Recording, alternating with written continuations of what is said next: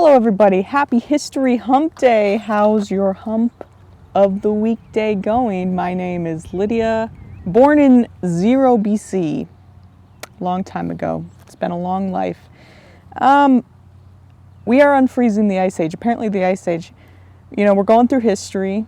I don't know if the Ice Age is actually true, if it lines up with the Bible, but it's interesting to learn about. The Ice Age, I don't know, they say before the Ice Age is the I forget what it's called, Paleolithic, something. Anyways, also, the sun is real, by the way. Okay, so the Bible says we were created, God made Adam and Eve 6,000 years ago, blah, blah, blah. History books, a lot of them think actually we came from apes millions of years ago, and we used to be dumb, but also this book, which believes in evolution, is saying we actually didn't used to be dumb. Dawn of Everything, by the way. It's the book we're reading. We didn't used to be dumb, but they still believe in evolution and stuff. People back in the day were actually really smart. So this guy, Claude Levi Strauss, from the mid-19th century? 20th century, which is 1900s. Confusing. Thanks for being confusing, people who invented that idea. So Levi Strauss, I hope I pronounced it right. That's kind of a cool name. He was a guy that, it says, one of the few mid-20th century anthropologists to take seriously the idea that early humans were intellectual equals. They were just as smart as us. I would argue they were even smarter because it was closer to when God created them. Okay. So he wrote essays about this group from Brazil, I think. Wara. They are a small population of part-time farmers, part-time foragers. So this idea of part-time farmers, they learned how to farm, they learned how to have plantations and stuff, but then they chose during the dry seasons, which I assume is summer, or the majority of the time, because it's Brazil, which is pretty much always hot, so it's always summer. But the really hot times where it's dry, I assume is summer, they would just go out and forage. And then during the winter or the rainy seasons, I figured out how to pause the video and switch locations. Isn't that cool? So, pretty tech savvy. Anyway, what was I talking about? The rainy seasons, which was winter, is when this Nimbikwara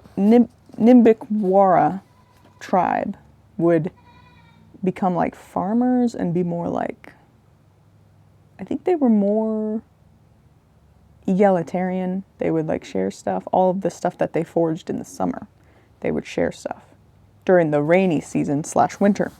So that was Levi Strauss's view, and it showed that the people were a lot more thinking about politics in those days. And you know why? Is because they would pick a chief, they would have a chief. And these were people, as the book describes, people who liked prestige for its own sake. They feel a strong appeal to responsibility, and to whom the burden of public affairs brings its own reward. Imagine being that kind of person who likes work and responsibility just for the sake of work and responsibility.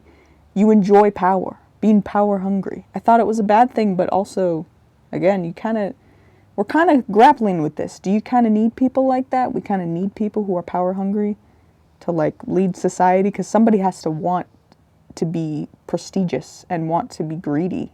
Somebody has to be greedy to move us along a little bit. I don't know. But people in these days had chiefs like that, and they would be really authoritarian during these dry seasons and really tyrannical, they would say. And then during the wet seasons, the rainy seasons, when they'd all come together and build their Stonehenge and whatever, all of a sudden the chiefs would be more calm and just dividing up all the things that they gathered for everybody. So that just proves that these societies were experimenting. They were smart enough to experiment on what political system they wanted, to the point where they could switch back and forth. And these power-hungry chiefs weren't just power-hungry all the time. It's we need to be power-hungry, we need to be really tyrannical right now during the dry season when everybody needs to go out and disperse So they'd have these nice towns, and then the towns would be empty during the dry season. Again, I don't know how you figured this stuff out, but somehow. But during that season, you got to be like really on top of people and cracking the whip and making them work. But then when you have all the food and there's nothing you can do, it's rainy, you can't go out and forage, that's when you can be chill. And so they didn't really like to be power hungry. Maybe they weren't necessarily power hungry. They just liked to be responsible. They were leaders. And that's what makes a good leader, somebody who knows how to be mean and yelling at people when it requires, when the situation needs that. But they're able to not be like that when you don't need to be like that. It's using your brain. But sometimes you do need to be like that. We think, oh, just being calm and chill all the time. No. Obviously, leaders can't be calm and chill all the time. Got some goats in the background. Because, hey, I'm a farmer. I'm a forager. I forage these goats. That's why you can hear the man in the background. Anyway, what else? Okay. So Levi Strauss was kind of thinking about that, but he's apparently known for other things and not really known for that view on the, whatever it was called. See, I lost the Nambic Wara. It's such a big word, you got to find it. What was it called again? So, same with a lot of these, they studied this with like some of the African tribes, the Kalahari, and there's short films about it. And how they would use something called fission rather than violence to resolve conflict. I don't know. Oh yeah, so then we get into these fancy burials that we talked about. That we talked about last week, if you remember on the show. We talked about the fancy burials that they used. And it's not necessarily a sign of prestige. It's a sign of certain seasons. I guess certain seasons of their life they were able to afford to give them more in their burial. Or the idea that some were buried and some just weren't even buried at all. The idea of a burial was, I don't know, it just depended. So I guess what they're trying to talk about in this book is how everybody just kind of went through seasons and people did different things. There's really no way to categorize anybody at all, ever. I disagree. I don't know. You know, some people are short, some people are tall. And that's what they talked about here too. We got some of the people who were buried, they said were extremely short, with at least one case of dwarfism. But then, while those in Grimaldi Cave, and this is the upper Paleolithic, is that Europe? I don't even know. This was pre-Ice Age or something, whatever the Ice Age was. Okay, while those in Grimaldi Cave were extremely tall by our standards, so they were literally giants and dwarves, supposedly. But it could be that it's the way they were treated after death, in burial, and that doesn't necessarily represent how they were treated in life. Just because they had a fancy burial doesn't mean they were richer than everybody during their lifetime. It just means that they maybe happened to die during the fancy season, the luxurious season, the winter, when they had everything and didn't have to go out and work. So, yeah, so that's where Stonehenge comes in. I don't know, is Stonehenge the one with the big boulders in a circle? And they say that they built it over hundreds of, can you hear me by the way? Centuries or something. They would like over time bring these big heavy stones from all the way from whatever, England, from faraway lands. And Stonehenge would have been created at a time when life was good, when they were living in luxury.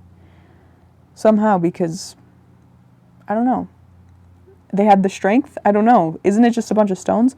But there's also like, they would have feasts there, and supposedly kings and queens in Stonehenge, which means that these kings and queens would choose to be kings and queens for like a certain season, like 3 months out of the year, and then they'd be like, okay, now go do your thing, go forage. So the idea that they gave up their power is kind of interesting. It just shows you, again, that people are different, and you can choose to be power hungry for a time. And that's why, hey, that means maybe we can't ever categorize people.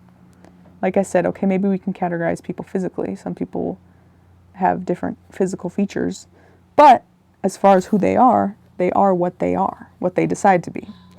And you can't say like, oh, this person is really power hungry and a leader, but maybe they're a leader for a season and then they get tired of it and they become a follower.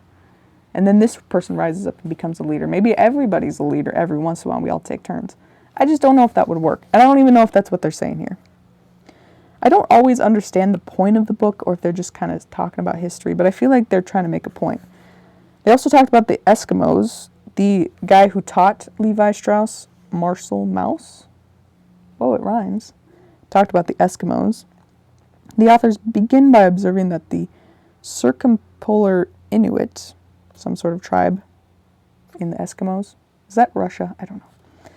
And likewise, many other societies have two social structures, one in summer and one in winter, and that in parallel they have two systems of law and religion. So they literally choose their law and their morals almost based off of the season, which is interesting. In the summer, Inuit dispersed into bands of roughly 20 or 30 people to pursue freshwater fish, caribou, and reindeer, all under the authority of a single male leader. During this period, property was possessively marked and patriarchs exercised coercive, sometimes even tyrannical power. So there you go. Much more than the Nimbic Wara that Levi Strauss talked about. But in the long winter months, when seals and walrus flocked into the Arctic shore. Oh, they're from the Arctic, Antarctica. Not Russia. Which Russia can be like Antarctica, I think, so maybe Arctic. There was a dramatic reversal. Then Inuit gathered together to build great meeting houses of wood, whale rib. Did they make the houses out of whale rib and stone? Within these houses, virtues of equality, blah, blah, blah. Husbands and wives exchanged partners under the aegis of Sidna, the goddess of the sea. What does that mean? What does that even mean? Do I want to know? No, I don't want to know. But yeah, so it's just, what did they talk about? I always forget the last page, what they were trying to say. Like the whole point of it. No, I just got halfway through basically the chapter. So kind of in the middle of a thought. But yeah, just talking about how extreme they would go in order to ensure maximum kill. A police force, either coinciding with military club, issued orders and restrained the disobedient. In most of the tribes, they not only confiscated game, but whipped the offender. The offender of what? See, I missed it. What are you talking about? Destroyed his property, and in case of resistance, killed him. So they would be, that's the thing. Okay, they were power hungry. They would like, oh, be really strict. But then they would go and kill the offender. Like that, I don't know, that seems a little harsh. Whipping, maybe. I'm just kidding. I just feel like maybe, like, what did he offend? What did he do wrong?